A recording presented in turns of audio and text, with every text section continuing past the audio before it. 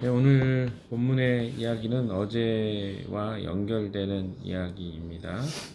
어제 베냐민 지파가 어떻게 해서 패배를 당하게 되었는지 이야기들을 쭉 진행했었습니다. 자, 베냐민 지파는 두 번의 전투에서 승승장구했죠. 거의 4만 명의 사람들을 그들이 다 물리쳤습니다. 당연히 세 번째 싸움도 그들이 이길 거라고 생각했죠. 왜냐하면 그들이 전쟁을 시작했을 때 30명 정도를 또 죽이기 시작했기 때문에 그렇습니다. 그러나 이번에는 이스라엘 백성들이 달랐습니다. 그 이유는 오늘 본문에 보시면 우리가 이런 생각을 할 수 있을 것 같아요. 37절 같이 읽어봅시다. 시작. 매복한 군인들이 급히 나와 기브아로 돌격하여 사방으로 흩어져서 칼날로 기브아의 성읍 주민을 다 쳐죽였다. 예, 매복해 있다가 또 그 이스라엘 백성들이 나름 전략을 세운 거잖아요. 매복해 있다가 적을 호미에서 또 성읍으로 들어가서 치고 또 반대편에 있던 사람들이 이 매복해 있는 사람들과 함께 베냐민 지파 사람들을 물리쳤다. 뭐 이런 생각을 하면 이제 전쟁의 승패가 이걸로 결정난 걸로 생각할 수 있을 것 같습니다. 그러나 우리는 어제 본문에 봤던 것처럼 이스라엘의 승리가 어디서 기인됐는지를 우리는 살펴보았습니다. 이스라엘의 승리는요, 하나님 앞에 그들이 묻고 하나님께서 그들에게 응답하시고 약속해 주시고, 사실 이런 것으로 이미 전쟁은 끝났습니다. 그러나 실제로 전투가 벌어지는 현장은 반드시 또 있죠. 그러다 보니까 우리가 무슨 생각을 하냐면, 이게 하나님 때문이야? 아니면 내가 지혜를 발동해서 이것이 이렇게 이루어진 거야? 라고 하는 싸움이 늘 우리에게 있는 것 같습니다. 베냐민 지파 사람들은 단 한 번도 자기 자신들이 이 전투에서 승리한 것이 하나님 때문이라고 생각하지 않았던 것 같고, 이스라엘 사람들은 두 번의 패배 이후에 하나님께 부르짖고 또 진실한 회개를 통해서 또 하나님과의 예배가 회복됨을 통해서 세 번째 전투에서 승리를 하게 되는 과정을 겪게 됩니다.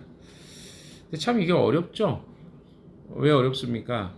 우리 눈에 보이는 것은 현상적인 것들이 훨씬 더 커 보이기 때문에, 지금 내가 이 싸움을 이긴 것은 내가 지혜와 모략, 전략을 잘 세워서 승리한 것처럼 보이거든요.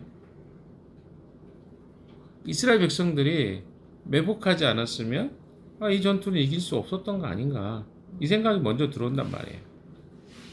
그래서 39절 이하를 잘 보시면요, 그럴싸해 봅니다. 39절 이하를 한번 읽어봅시다. 이스라엘 사람들이 싸우다가 물러서자 베냐민 사람들은 이스라엘 사람들 30명가량을 쳐 죽이면서 이스라엘 사람들이 지난번 싸움에서처럼 자기들에게 꼼짝없이 진다고 생각하였다. 이런 생각을 베냐민 사람들은 했습니다. 그래서 어떻게 해요? 네, 계속해서 앞으로 나가는 거죠. 전략 요충지를 버리고 지금 어때요? 계속해서 위험한 곳으로 나아갔습니다. 이길 수 있다고 생각했기 때문에, 이미 4만 명의 사람들을 물리친 경험이 있기 때문에 그들의 경험으로 지금 이들은 나아가고 있습니다. 그런데 40절에 보시면 성읍에서 연기가 구름 기둥처럼 치솟아 오를 때 베냐민 사람들이 뒤돌아보니 온 성읍이 불바다가 되어 불길이 하늘로 치솟는 것이 아닌가. 그러니까 그들이 성문을 열고 나왔을 때 매복해 있던 사람들이 싹 들어가 버린 거죠. 그리고 어때요? 본진과 이 사람들은 싸움을 하게 되었습니다. 그래서 이 성읍에 들어가서 온 성읍 안에 있는 집들을 또 온갖 것들을 다 불태워버리고 있는 모습을 베냐민 지파가 보게 됩니다. 그리고 또한 41절에 보면 이스라엘 사람들이 도망가다가 갑자기 반격하기 시작하니까 베냐민 사람들은 패색에 짙은 것을 깨닫고 몹시 겁에 질렸습니다. 그때서야 겁에 질린 거죠. 몰살 직전에 그들이 비로소 자기들이 지고 있는 것을 알게 됐습니다. 42절 그들은 이스라엘 사람들 앞에서 물러나 광야길로 방향을 돌렸으나 퇴로가 막혔습니다. 그들은 이스라엘 주력 부대와 성읍을 치고 나온 부대 사이에 끼어 협살. 그러니까 성읍 안에 다 몰살하고 다시 어때요? 베냐민 지파 사람들을 다시 치러 나온 거죠. 그러니까 이건 완전히 끼인 상태가 된 거죠. 뭐 전쟁을 하다 보면 성읍에도 병사들을 일정 부분 남겨뒀을 거 아니에요. 근데 그 병사들을 다 진멸하고 다시 어떻습니까? 본진으로 공격을 양쪽에서 협공을 하게 된 것입니다. 협살당하게 된 것이죠. 43절 이스라엘 사람들은 베냐민 사람들을 포위하고 쉬지 않고 동쪽으로 기브아 맞은 쪽에 이르기까지 추격하여 쳐부쉈다. 그때 베냐민 사람들이 18,000명이나 쓰러졌습니다. 그들은 모두 용사였습니다. 또 45절에 베냐민의 나머지 패잔병은 방향을 바꾸어 7,000명 정도 남았죠. 7,600명인가요? 이렇게 된 사람들이 림몬 바위에 있는 데까지 도망쳤으나 이스라엘 사람들이 큰 길에서 5,000명을 이삭 줍듯이 모조리 죽이고 그리고 기도메까지 쫓아가서 덮쳐 또 2,000명을 그러니까 7,000명이 다시 더 죽은 겁니다. 18,000명에다가 그래서 베냐민 사람들 가운데 칼을 쓸 줄 아는 25,000명이 그날 모두 쓰러졌습니다. 그들은 모두 용사들이었습니다. 600명만이 남아서 도망갑니다. 림몬 바위 있는 곳에 아마 여기가 천의 요새 같은 숨을 수 있는 사람들이 잘 찾기 어려운 그런 곳이었던 것 같습니다. 거기에 숨어 있습니다. 굉장히 버틴 거죠. 자, 48절 읽읍시다. 시작. 이스라엘 사람들은 다시 베냐민 자손에게로 돌아와서 그 성읍에서 사람이나 가축할 것 없이 닥치는 대로 모두 칼로 쳐서 죽였다. 그들은 그 일대의 성읍도 모두 불살랐다. 한 성읍이 아니라 굉장히 많은 성읍이 베냐민 지파의 소유였습니다. 그래서 나머지 성읍들도 다 진멸을 해버렸죠. 거의 여자들도 다 죽었습니다. 그래서 이제 남은 사람들이 어떤 사람들입니까? 600명밖에 없어요. 21장 1절에 보십시다. 이스라엘 사람들은 이미 미스바에서 우리 가운데서는 아무도 딸을 베냐민 사람과 결혼시키지 않도록 하자라고 맹세한 일이 있었습니다. 그러니까 이미 미스바에서 우리 자손들 안에서는 누구한테? 베냐민 사람들한테 시집 보내면 안 된다. 그걸 맹세를 해버렸어요. 그러니까 이제 문제가 하나 생긴 거죠. 자, 2절, 3절까지 읽읍시다. 시작. 이스라엘 백성은 베델을 이르러 거기에서 저녁이 되도록 하나님 앞에 앉아 소리를 높여 크게 통곡하였다. 그들은 울부짖었다. 주 이스라엘의 하나님 어찌하여 이런 일이 이스라엘에서 일어났습니까? 오늘 한 지파가 끝내 이스라엘에서 없어지고 말았습니다. 자, 어떤 일이 지금 발생한 겁니까? 이스라엘 안에 12지파가 존재하도록 하신 것이 하나님의 원리였습니다. 그래서 신약에 보시면 사도행전에 가룟 유다가 예수님 배반하고 떠났을 때 마띠아라는 사람으로 12명의 제자가 보충되고 있는 것을 보시죠. 마찬가지로 이스라엘 민족은 하나님이 그렇게 세우셨어요. 형제 안에 자기 같은 민족 안에 이런 일이 생긴다는 것은 어떤 의미냐면 하나님이 주신 기업을 이스라엘 민족 스스로 버려버리는 하나님의 언약에 대해서 그들이 성실하게 이행하지 않는 이런 형국이 된 것이죠. 이제 그들이 전쟁이 끝난 다음에야 비로소 깨닫습니다. 이거 큰일 났다. 우리 민족이 12지파로 하나님이 이렇게 만들어 주셨는데 다 죽었다고 생각한 거죠. 도망간 사람 600명이 있었는데 그 사람들까지 왜 다 분노에 의해서 일단은 다 어때요? 죽이고 하다 보니까 전쟁이 끝나고 나서야 정신이 차린 거죠. 마치 우리랑 비슷하지 않습니까? 분노의 순간에 아무것도 안 보이다가 분노가 사그라들면 그때서야 내가 무슨 짓 한 거지? 이런 생각하는 거랑 비슷하죠. 이들이 정신없이 그런 전쟁과 복수 왜 전쟁을 시작했는지도 잘 모르고 시작했던 이 전쟁이 끝난 다음에 그들이 비록 깨닫는 것은 무엇입니까? 하나님 앞에 통곡한 연민입니다. 이것도. 근데 그들이 하는 이야기를 들어보십시오. 무슨 이야기를 합니까? 3절에 그들이 울부짖었는데 주 이스라엘 하나님 어찌하여 이런 일이 이스라엘에서 일어났습니까? 이게 왜 이렇게 표현해야 될까요? 자기들이 하나님 앞에 범죄했습니다 이렇게 말하지 않고 하나님 이거 어떻게 된 겁니까? 원망하고 있는 거예요. 하나님이 그렇게 했습니까? 하나님 그들과 함께 가지 않겠다 그랬죠. 근데 그들이 계속 어떻게 해요? 가야 됩니까? 싸워야 됩니까? 원하는 대로 허락해 주셨잖아요. 근데 끝나고 난 다음에 무슨 이야기를 합니까? 원망하고 있어요. 이게 바로 인간의 죄성입니다. 잘 될 때는 자기가 잘나서 아까 이야기했죠. 전쟁에 자기가 이긴 것처럼 생각했을 거예요.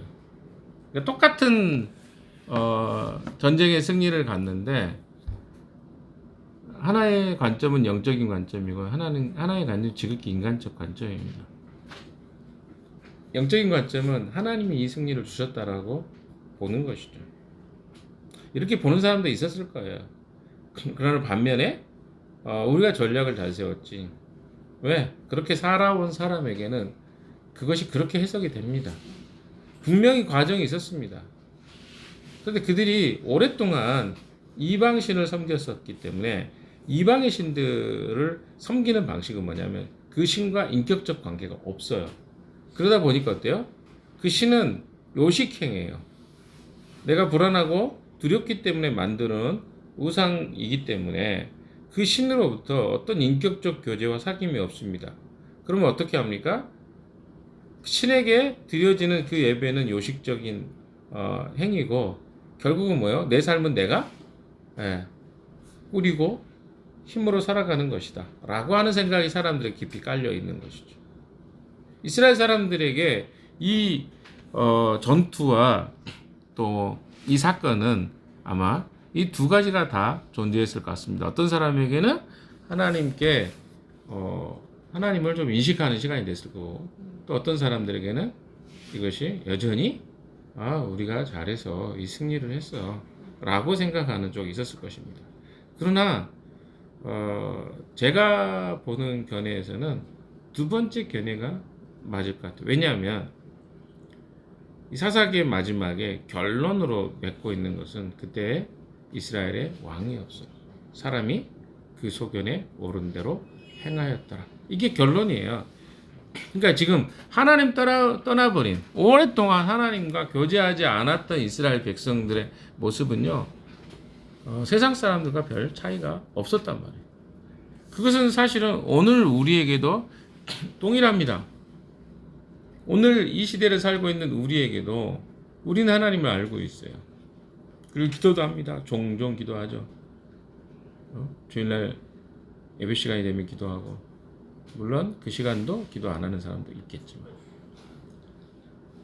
내가 매일 하나님과 교제하지 않고도 나는 내 힘으로 내 인생을 살 수 있어 라고 생각하는 사람들이 있을 수 있죠. 신앙생활을 해도. 근데 그것은 하나님을 믿는 사람들의 진정한 모습은 아닙니다. 성경에는 우리가 계속해서 여호수아 사사기를 지금 공부하고 있는데요. 성경이 이야기하는 바는 뭡니까? 모든 일에 하나님과 상의하고 또 하나님께 묻고 구하고 이것이 성경이 우리에게 가르쳐주고 있는 이야기입니다. 성령의 인도받는 것 똑같습니다.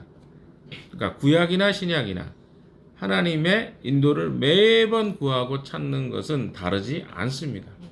그런데 우리 안에 오래된 관습과 습관은 무엇입니까? 묻지 않는 것입니다. 하나님께 묻지 않고 우리의 일을 행하는 것. 여러분 중요한 내 인생에 문제가 있을 때 죽음의 고비가 다가올 때 정도 우리는 하나님의 뜻을 구합니다. 그러나 대부분의 순간은 내가 원하는 대로 살아갑니다.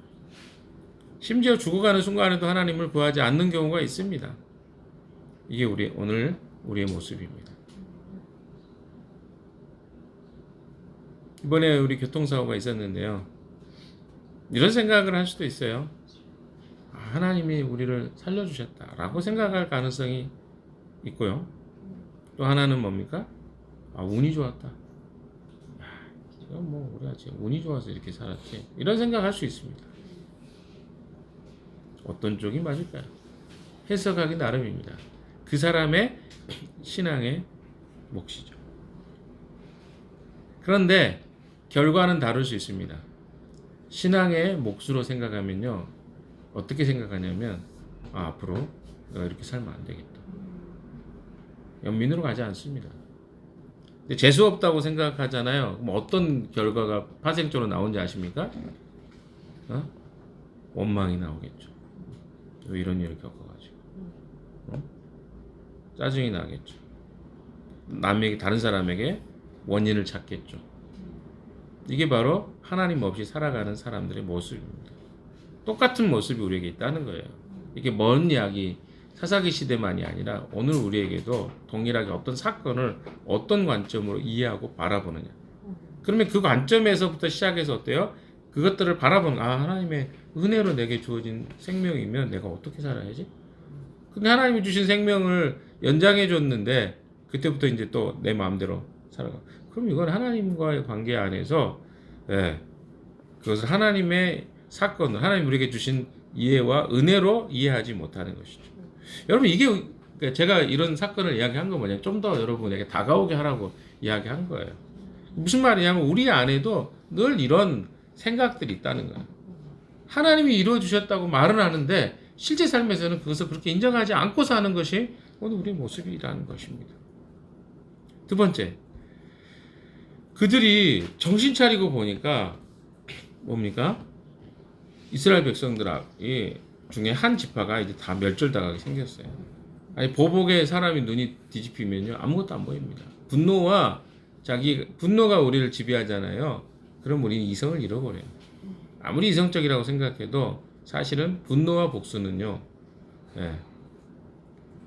우리를 이성적인 상태, 하나님이 우리를 인도하시는 삶의 모양은 아닙니다. 베냐민 지파는 그렇게 하다가 거의 멸절 수준에 다다랐습니다. 그들은 어떻습니까? 자존심 세우다가 자기 지파 사람들을 보호하다가 거의 멸절 수준 당해. 그것도 남자 여자 다 죽었잖아요. 600명만 남았단 말이에요. 이 지파는 이제 바람 앞에 등불입니다. 이들이 다 죽어버리면 이 지파는 사라져 버려요. 베냐민 지파가 어떤 지파입니까? 나중에 보시면 사울이 나오는 지파입니다. 그렇죠? 초대 왕이 나옵니다. 그리고 요셉의 동생이죠. 굉장히 이스라엘 역사에서 베냐민 지파는 전투적이고 호전적인 민족입니다. 그러니까 이렇게 26,000 이 정도 숫자로 어떻게 합니까? 40만 대군하고 싸울 생각을 하죠. 아주 호전적이에요. 물론 거기에는 불량배들도 섞여 있었겠지만 어찌됐든 이런 이스라엘의 백성들이 보복이 끝난 다음에 하는 행동이 무엇입니까? 하나님을 향해서 원망. 자기들이 잘못해놓고 나중에 뭐합니까? 무슨 일이 생기면 꼭 하나님께 원망합니다. 이게 하나님의 잘못입니까? 아니, 3절에 그들이 고백하고 있는 이야기를 보십시오. 황당하지 않습니까? 주 이스라엘 하나님, 어찌하여 이런 일이 이스라엘에 일어났습니까? 자기들이 잘못한 것을 누구에게 탓합니까? 하나님께. 오늘 한 지파가 끝내 이스라엘에서 없어지고 말았습니다. 하나님, 당신 때문에 그런 거 아닙니까? 내가 하나님 믿으면, 이런 생각이 있잖아요. 하나님, 제가 당신 믿으면 제 인생 하나님이 책임져 줘야 되는 거 아닙니까? 이런 이야기예요. 그러니까 아직도 그들 안에 무슨 생각이 있는 거죠? 이방신을 섬기는 방식으로 지금 하나님을 대하고 있는 거예요. 우리 안에 있는 하나님에 대한 잘못된 이해가 굉장히 많습니다. 어떤 이해입니까? 하나님을 이방신을 섬기는 방식으로 섬기는 겁니다. 인격적 교제를 잘 모르는 사람들이 많습니다. 그러니까 사람들하고 교제할 때도 인격적으로 교제한다는 게 이제 뭔지 우리가 잘 몰라요. 그럼 당연히 하나님을 대할 때 인격적으로 대할 수 있을까요? 인격적이 뭐예요? 수도 없이 인격적이라는 이야기를 했지만 여전히 우리 안에는 인격적이라는 말이 무엇인지 모릅니다. 인격이 있습니다. 격은 무엇입니까? 여러분, 사람이 사람으로서 존재할 때 그 사람이 가지고 있는 개인적인 하나님이 허락해 주신 속성이 있어요. 그 사람에게 그 사람만이 가지고 있는. 그러니까 우리는 과거에 어떤 내 경험 비슷한 사람을 경험했던 것으로 또 다른 사람을 대할 수가 없어요. 우리 이 땅에 존재하는 모든 사람은 하나님이 주신 격이 다 있습니다. 그래서 그 사람마다 다 고유의 성품과 성질과 색깔들이 다 있어요. 근데 우리는 어떻게 해요? 우리는 내가 경험했던 어떤 느낌, 경험. 그래서 어떻습니까? 우리 지역적인 것도 그렇죠. 지역 차별이 왜 생깁니까? 몇 사람 내가 그런 사람 경험했어요. 경상도 사람, 전라도 사람, 충청도 사람, 서울 사람 똑같아요 다. 그때요? 이 사람 경험했는데 뺀질해. 그래서 이제 제가 군대 있을 때 그런 표현 많이 써요. 30년 전입니다만 서울 사람들은 삔질거려. 그럼 서울은 다 삔질거리는 것으로 보고요. 뭐 전라도 사람은 이래, 경상도 사람은 이래. 그게 일반화의 오류죠. 아니 만나봤으면 얼마나 만났겠어요 개인이. 한 두세 명 안 좋은 사람 만나놓고 100만 명, 200만 명 된 사람은 다 싸그리해서 어때요? 그렇게 봐버리는 거죠. 이게 우리 안에 있습니다. 아세요? 인격이라는 것은 다 다르단 말이에요. 근데 비슷한 느낌이 있으면 그 사람을 퉁쳐버려요. 저도 그런 경우 많이 겪었다니까요. 50대 남성이잖아요. 50대 남성 나 싫어. 제임스 싫어. 이렇게 가고 얼굴이 과거에 나랑 안 좋았던 사람과 제임스랑 얼굴이 비슷하게 생겼어. 목소리가 비슷해. 분위기가 비슷해. 막 이렇게 생각하는. 근데 이게 농담이 아니고 현재 살아가는 우리의 삶 가운데 많은 경우가 이렇게 판단하고 살아가요. 우리 교회도 그렇게 보지 않습니까? 11시가 아니라 1시에 예배드려? 뭔가 이상한 거 아니야? 전도를 어른들은 안 하고 어린아이들만 해? 확신이 계속 굳어져가지고 나중에 뭐라 그래요? 사이비 아니야? 여러분 이게 인간이에요. 그러니까 인격적으로 우리는 사람들을 대해본 적이 없기 때문에 하나님에게 당연히 어때요? 인격적으로 대하지 않습니다.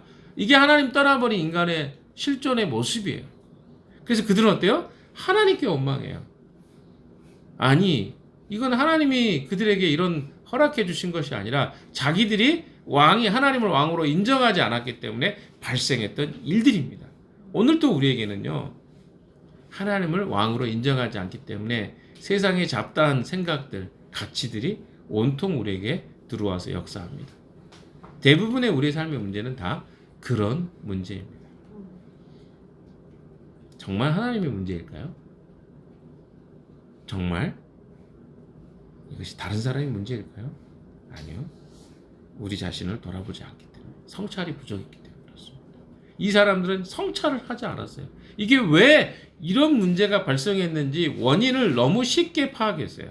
이스라엘 백성들의 모습 가운데 우리 자신을 돌아보지 않으면 우리도 똑같은 실수, 똑같은 잘못을 합니다. 성찰은요 그런 의미에서 중요합니다. 자기 자신을 살피는, 객관화된 눈으로 보는 거예요. 아니 저는 잘하고 있는데요. 당신의 눈에는 그렇게 보일 수 있죠. 그러나 그것이 다른 사람의 눈에도 그렇게 보일지는 다른 것입니다. 이해되시나요? 그래서 우리는 늘 내가 나를 성찰하는 것이지만 하나님의 눈으로 다른 사람의 시각으로 객관화해서 나를 돌아보는 일을 부지런히 해야 됩니다. 그렇지 않으면 우리는 자기 연민에 빠지든지 자기 기만에 빠지든지 베냐민의 모습이 되든지 이스라엘의 모습이 되든지 이런 모습이 될 수 있다는 것을 기억하시고 오늘 하루 하나님 앞에 내 자신을 돌아보고 성찰할 수 있는 하루 되시기를 주님의 이름으로 축원합니다.